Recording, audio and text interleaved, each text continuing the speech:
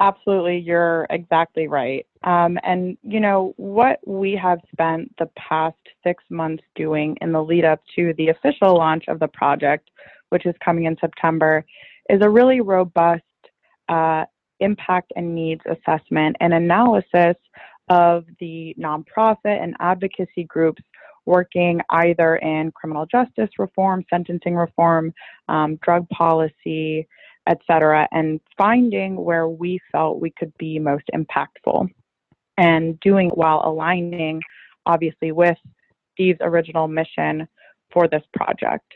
And so our core focus as a project is on clemency and reentry work.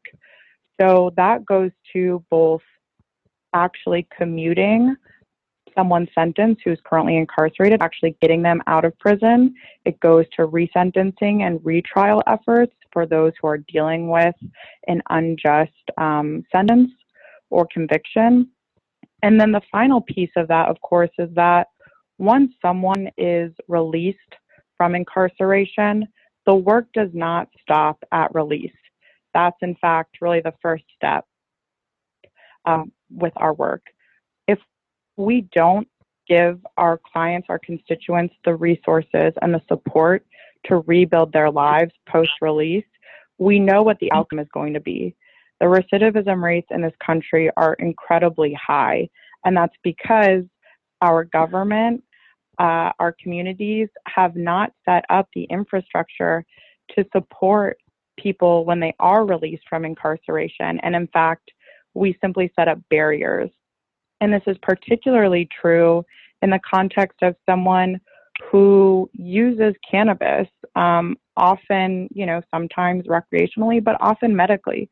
We have lots of clients who have proven medical needs to use cannabis, yet when they're released, their probation keeps them from using cannabis.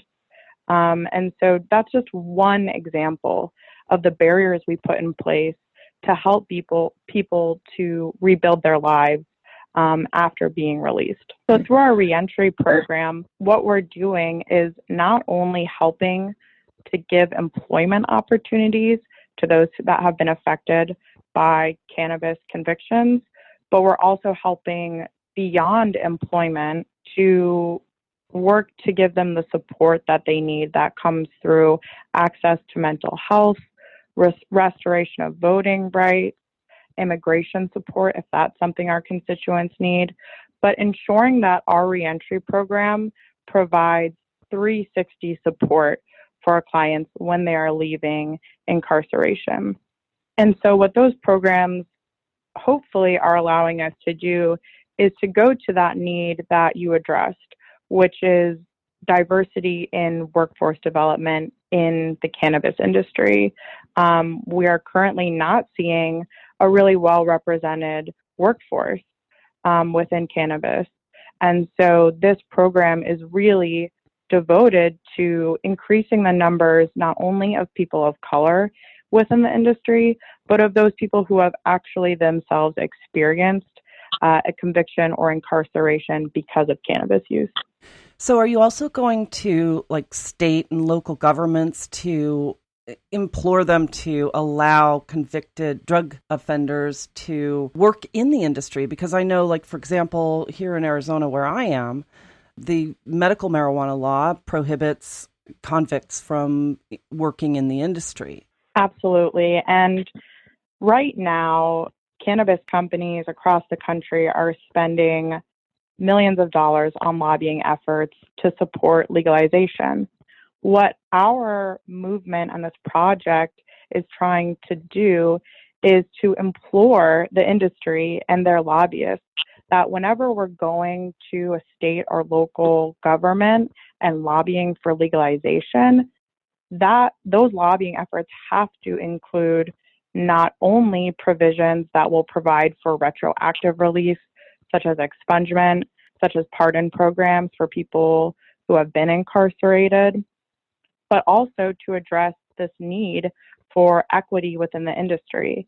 And Arizona is not the only state by far that prohibits those people who have been disproportionately impacted by the criminalization of cannabis from entering the industry, which is, again, one of these disparities that is simply nonsensical when so many states say that they are trying to increase equity and they're trying to give back to those communities who have been disproportionately impacted.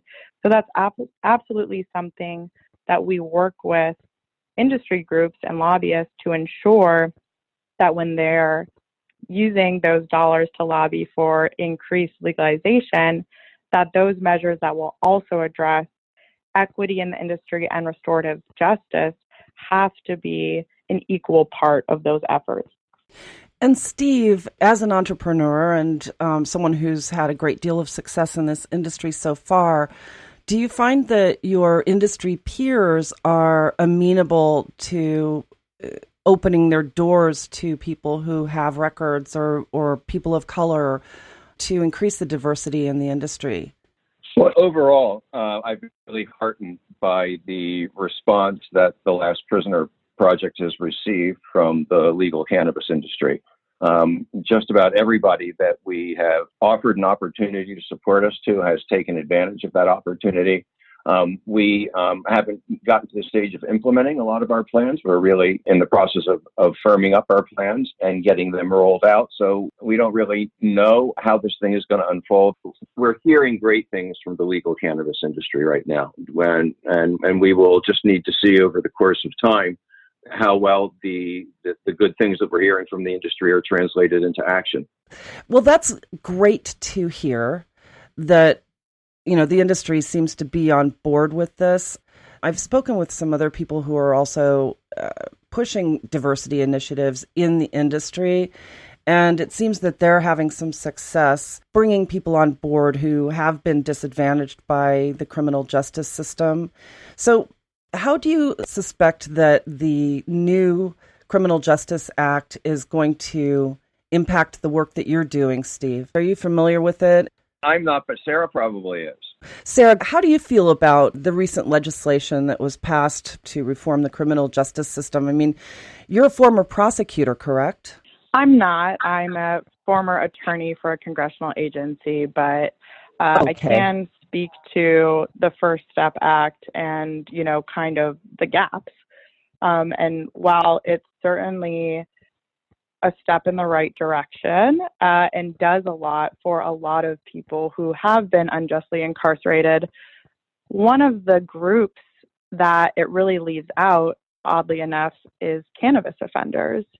There was a lot of focus in the First Step Act on certain drug offenders. It went a lot to the disparities between sentencing for crack versus cocaine, for instance. But unfortunately, with the number of clemencies that were a product of the First Step Act and some of the clemency petitions that this administration has passed through, I think something like only 30 of those were cannabis offenders. So this is a group that unfortunately has largely been left out of recent criminal justice reform efforts. Yeah, see, I was a bit disappointed by that. When this current administration started, I mean, there was a lot of panic going on because of the position of the Justice Department. And I have no idea how the new Attorney General really feels about cannabis reform. But I know that it felt as though there were going to be a lot of roadblocks when Jeff Sessions took control of the Justice Department. How do you feel that this administration now is faring in terms of supporting the industry? Do you feel like there are roadblocks still? Look, there's all kinds of roadblocks. I think that, that I would characterize the current position of the Trump administration as not quite benign neglect. So what do I mean by that? What we saw even when Sessions was still the Attorney General is that the Trump administration does not seem to be willing to spend political capital on a frontal attack towards the cannabis industry. On the other hand, they don't seem to be willing to take political risks on behalf of the industry either. And this is really evident when you take a look at the difference between the way legislation is faring in the House and the way that it's faring in the Senate. And the Trump administration has an opportunity here, and I think one that they should take advantage of, because in some of the states where they most need to win voters in the upcoming election, there will be, or there could be, cannabis initiatives on the ballot. And I think that if they were really using a smart political calculus here, Trump would get ahead of the wave of reform. Not many people know this, but Trump, with one phone call to the administrator of the Drug Enforcement Administration, could have cannabis removed from the Controlled Substances Act.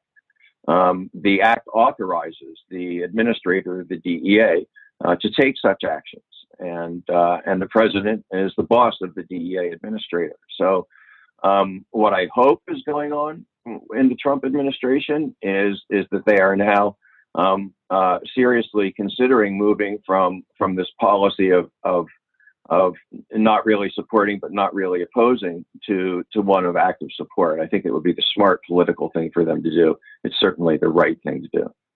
Absolutely, it would. At least it sounds like it. And, the racial undertones of policymaking in this administration has also been a bit concerning, especially when it comes to thinking about the racial disparities in the cannabis incarceration merry-go-round, if you will. And, how much of a challenge is it going to be with that in mind, pushing the agenda of the Last Prisoner Project? Sarah, why don't you take that one?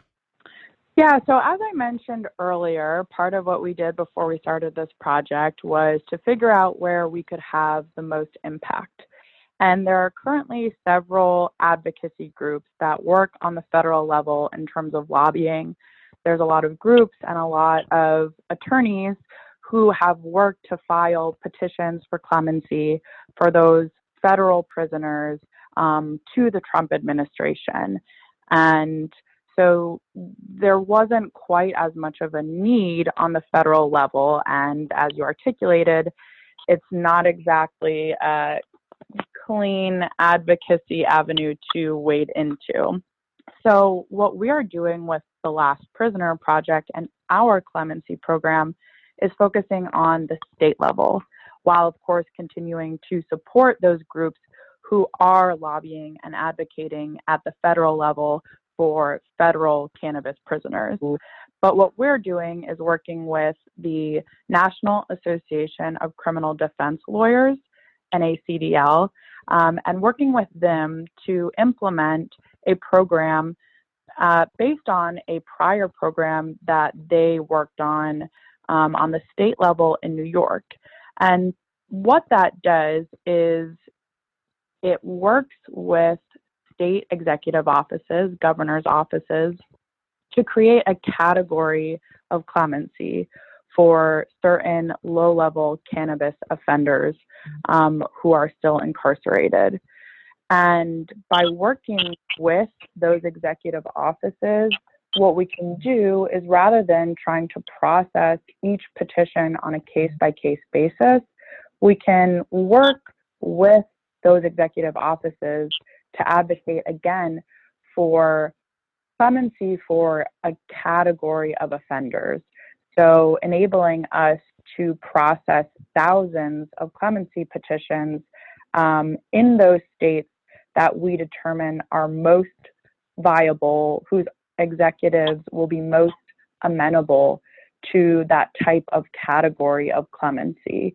So what we're doing right now is that viability analysis, working with NACDL, working with law firms that have come on to support the project to figure out which governors would be most willing to enact a category of clemency for those cannabis offenders on the state level. And how many governors so far? Well, right now we're looking at 4 states whose governors have signaled a willingness to enact this type of program. That would be